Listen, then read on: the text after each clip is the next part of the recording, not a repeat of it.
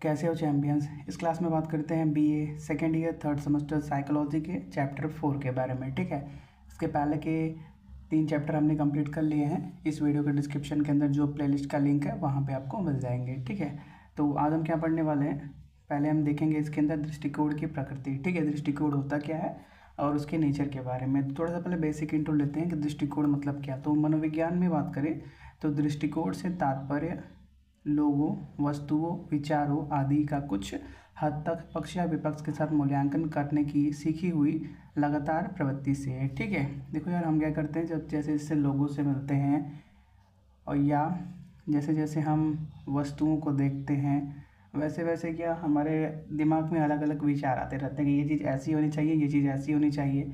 तो दृष्टिकोण का मतलब क्या, जब हम किसी एक नए चीज़ को या नए इंसान को देखते हैं तो अपने पुराने जो भी एक्सपीरियंस है उससे थोड़ा बहुत अंदाज़ा लगाते हैं कि वो कैसा हो सकता है। ठीक है, देखो हाव भाव से थोड़ी बहुत अंदाज़ा लग जाता है कि कोई इंसान मजाकिया है कि सीरियस है।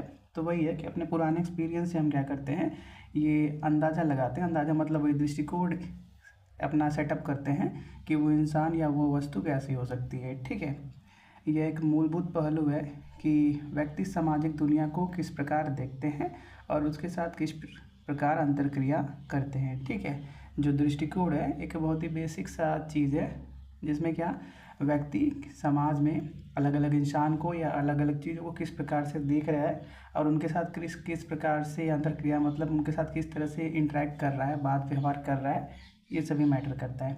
ठीक है, तथा उनके विचारों, भावनाओं और व्यवहारों को किस प्रकार आकार देता है। ठीक है, उसके बाद क्या सामने वालों का क्या विचार है, उनकी क्या भावना है, उनके कैसे व्यवहार हैं, उनको किस प्रकार आकार देता है, किस प्रकार एक्सेप्ट करता है, वो सभी भी चीज़ें इसी के अंदर आती है दृष्टिकोण के अंदर। ठीक है, तो ये तो हो गया बेसिक इंट्रो। दृष्टिकोण मतलब क्या, किसी नए चीज़ को देखने के बाद अपने पुराने एक्सपीरियंस से उसके बारे में अंदाज़ा लगाना। ठीक है, तो थोड़ा सा और इसके बारे में पढ़ते हैं।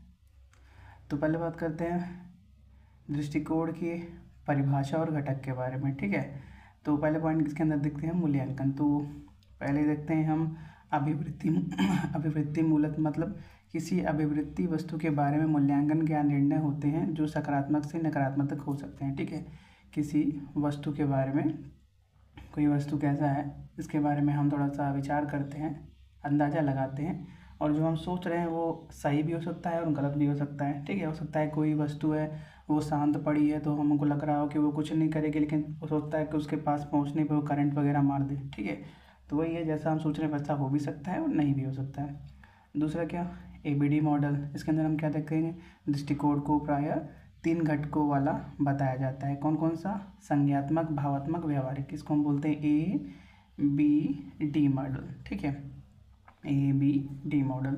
तो पहले बात करते हैं संज्ञात्मक के बारे में। तो दृष्टिकोण वस्तु के बारे में विश्वास और विचार देते हैं। ठीक है, भावात्मक मतलब भावात्मक दृष्टिकोण क्या, वस्तु से जुड़ी भावनाएं और संवेदनाएं प्रदान करते हैं। जैसे कोई भी चीज़ है आपने उसको बचपन से इस्तेमाल किया हुआ है, कोई खिलौना वगैरह ही हो गया, तो भले ही वो ख़राब हो जाए आपके साथ, आप उसके साथ आपका एक भावात्मक जुड़ाव लगा हुआ है। ठीक है, फिर तीसरा क्या है हमारे पास, व्यवहारिक। तो दृष्टिकोण वस्तु के प्रति कुछ निश्चित तरीकों से कार्य करने की प्रवृत्तियाँ। ठीक है, व्यवहारिक मतलब किसी भी चीज़ के साथ हम कैसा व्यवहार कर रहे हैं। ठीक है,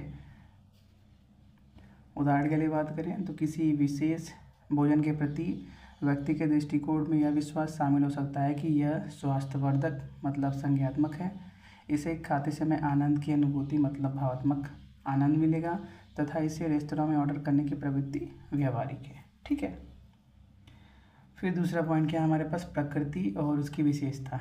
ठीक है, दृष्टिकोण की प्रकृति और उसकी विशेषता। तो पहला हम देखते हैं इसके अंदर सीखा। तो दृष्टिकोण जन्मजात से नहीं बल्कि अनुभवों, सामाजिक प्रभावों और सीखने की प्रक्रियाओं के माध्यम से अर्जित होते हैं। ठीक है, दृष्टिकोण मतलब सोचने का जरिया या सोचने का तरीका ही समझ लो, वो किसी को जब बर्थ से नहीं मिला, समय के साथ लोगों से मिलते हुए, एक्सपीरियंस करते हुए वो धीरे धीरे मिलता रहता है। ठीक है, और वो कभी ख़त्म नहीं होता और ना ही कभी पूरा मिलता भी है, हमेशा ही मिलता रहता है।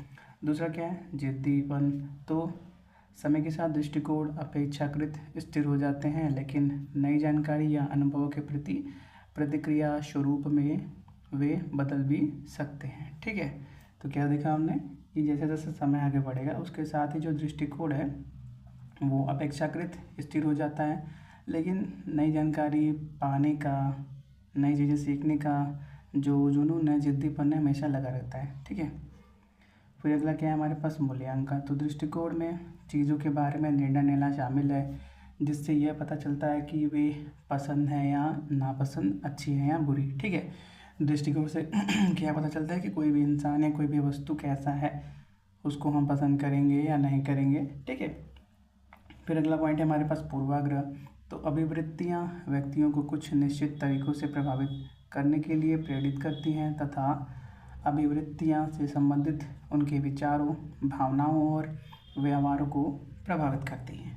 ठीक है, फिर अगला पॉइंट क्या है हमारे पास, स्पष्ट बनाम निहित। तो दृष्टिकोण सचेत और जानबूझकर मतलब स्पष्ट, या अचेतन और स्वचालित मतलब अंतर्निहित हो सकते हैं। ठीक है, दृष्टिकोण चाहे तो हम सोच के किसी के बारे में, विचार के किसी के बारे में अंदाज़ा लगा सकते हैं, या हो सकता है एकाएक ही कुछ हो जाए तो उसके बारे में हम ज़्यादा सोचे भी नहीं, जो दिमाग में आएगा वो कर देंगे। ठीक है, अगला क्या है हमारे पास, संयोजकता। तो दृष्टिकोण सकारात्मक, नकारात्मक या तटस्थ हो सकते हैं। ठीक है, दृष्टिकोण मतलब किसी के बारे में अंदाज़ा लगाने की क्षमता ही बोल दो। ठीक है, या पूर्वाभास या पूर्वानुमान जो भी बोल दो, वो क्या सकारात्मक भी हो सकती है, मतलब जैसा हमने सोचा वैसा भी हो सकता है। नकारात्मक भी हो सकता है, मतलब जैसा सोचा वैसा उल्टा हो सकता है, उसके उल्टा हो सकता है। या तटस्थ से मतलब कुछ भी नहीं हो सकता, बीच में मॉडरेट। ठीक है, अगला क्या है हमारे पास, चरमता। तो दृष्टिकोण की तीव्रता भिन्न भिन्न हो सकती है, जो हल्के से लेकर चरम तक हो सकती है। ठीक है,